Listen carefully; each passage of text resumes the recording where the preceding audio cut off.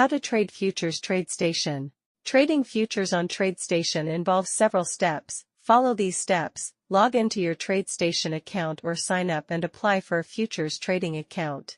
Complete all required forms and pass the regulatory approval process for futures trading.